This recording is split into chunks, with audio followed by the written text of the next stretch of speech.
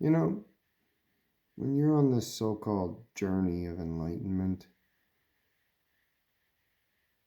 things no longer matter to you, and it's empty. There's a phase sometimes where everything can go hollow. There's a joyous phase, and a happy, like you're seeing things that you've never felt before. And then you come full circle to realizing that it's not an exotic experience, and what just happened to you is now showing you everything that has always been. And in my situation, the prodigal son had to suffer. And I found it comical because there were a lot of people that took pleasure in causing my suffering. And the funniest part is they were family members. And I really kind of wish I could talk to my siblings, but since my so called dad died because of the abuse that they had to go through also, due to two parents who should have honestly, for some reason, survived as long as they did. They decided that, keeping control of their lives was more important than supporting their children. And I was the spare. I was the slave. My father would go to my older brother's football games and he couldn't be bothered with me. And I recognized at such a young age, growing up on a farm, the only thing I ever wanted was the farm. So when they saw that I was more athletic than my older brother, I was not allowed to participate in certain sporting activities. And then when things continued to spiral downward for my parents, they made it harder on their children. By instead of being mature adults being able to handle their situation, they were narcissistic abusers who gaslit and manipulated their children into being slaves for them.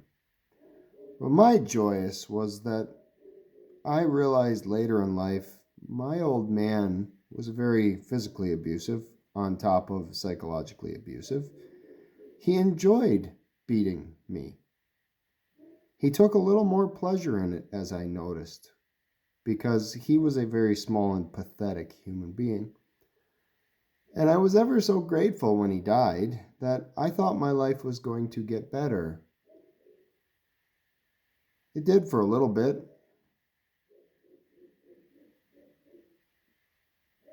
until the fucking woman he married showed her true colors.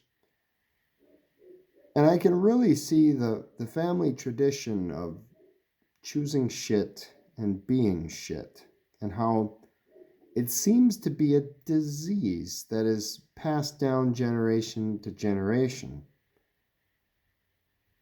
But then you would think that, but I don't think so. Because there was a time when I died at 15 years old, when I recognized that the only thing safe in my life was the farm that I was working on, and that my own family enjoyed abusing me. And it stunts you. It takes so much away that I'm pretty much unable to function in normal society anymore because I don't seem to fit in anywhere. I just kept asking myself at a young age, why are people doing this to me? I've done nothing wrong. I never did anything cruel to them.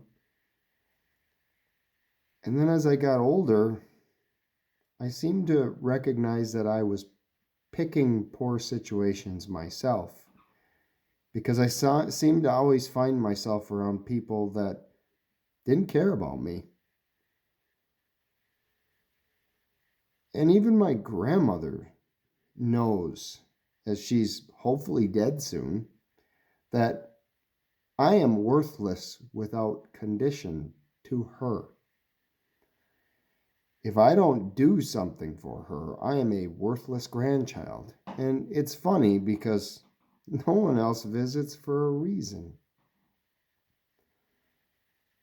Now, I'm a firm believer in reincarnation because I've seen it. I know where some people died are now. And I had to ask myself, you would assume that if you were raised in such a poor environment that you would continue being that style of abusive to then your children, but yet so many people are not. So many people go through so much hell and they recognize they would never want to do that to another human being. And then there's also the good possibility that there are some that do exactly that.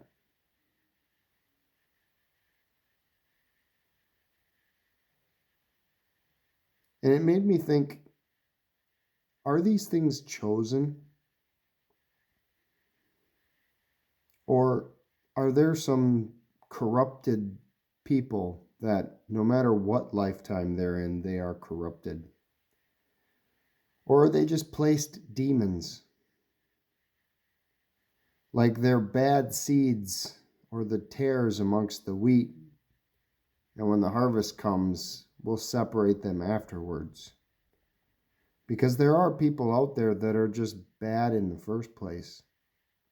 And they've always been bad. And they've always been just shit human beings. And they're given every opportunity that they can to be kind, and they never are. Some people, they fight and fight and fight to get their children, and when they finally get them, it was never about the children, it was about the status of control. They never really cared about their own children, but now that they have them, they have won over their abusive ex. And these bad people, these disgusting trash-like human beings, seem to find themselves. They find each other. But you'd wonder where these children come from. Because I was told my parents had 4 cookie cutter kids. And then there was me, and I was always the odd one. But I'm starting to realize I wasn't the odd one.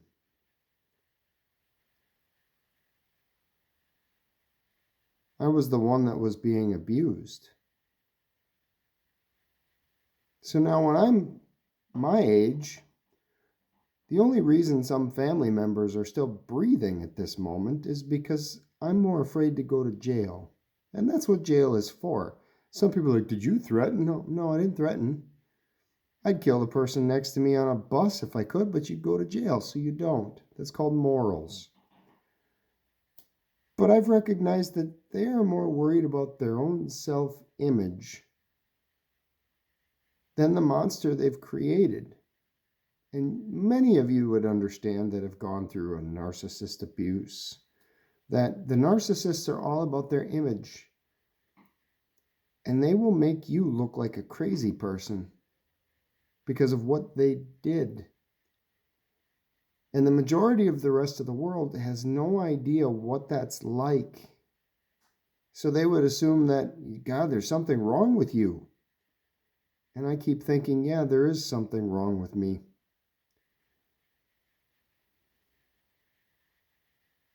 And it's the people that I was born into a family with who took joy in causing displeasure. They took joy in damaging another human being. And some of them tried to help, but then they recognized they couldn't even help themselves as the disease affected them. And as they age, they don't recognize the trauma that they went through. And then they now are continuing that same cycle because they learned behaviors they didn't understand.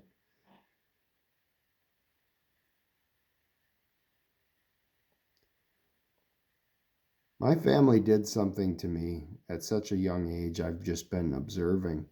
They say you have a fight or a flight response. I don't have either of those anymore. I didn't have them when I was younger. I didn't fight and I didn't run. I just sat there in shock. And now, as I'm actually working with some normal human beings and being more aware of things that were done to me, that I would just sit there and look at and go, why did you do that to me? And I'm recognizing that these people took pleasure in it. So a lot of men out there probably are recognizing that, well, we handle it a certain way. And that there's really at this point, you're supposed to rebuild yourself, and I'm just done. I go to work every day and that's all I look forward to. There used to be joy in some things, but nothing in this world really is pleasurable anymore. Because every time I turn around, it's someone out there going to be taking advantage of you. And I can count on one hand people that I will, if they would call, I would come, because just by the simple things that they may have stopped a rumor that was false by someone who did something to me that was spreading it to make themselves feel better about themselves. Because I'm a big man who should be able to handle it, you should be able to man up. No one ever cares. And when my own fucking mother is one of those people that does such atrocious things to me, but she's such a cute little lady, no one would ever understand what reactive abuse is and how these monsters come in cute little packages. So if there's a day where I'll post a video, maybe, probably not, because I don't think it's going to come to that, where I'm like, yep, that'll be that. You might read about me in the paper. But it's just not worth it anymore.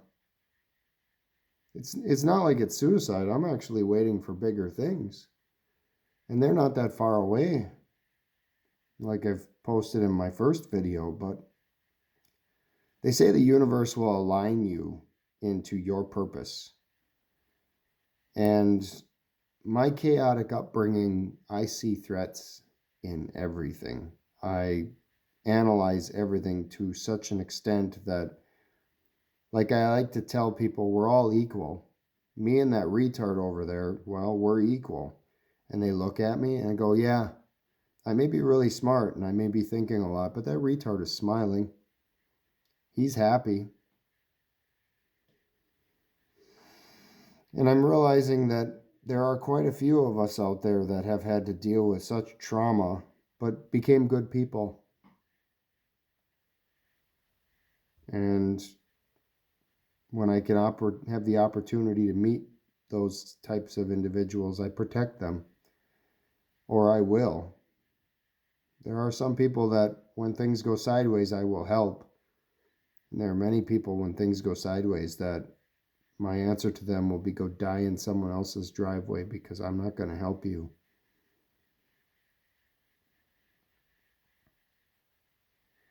And then there are people that I'm looking forward to watching burn. And I will take no pleasure in doing it.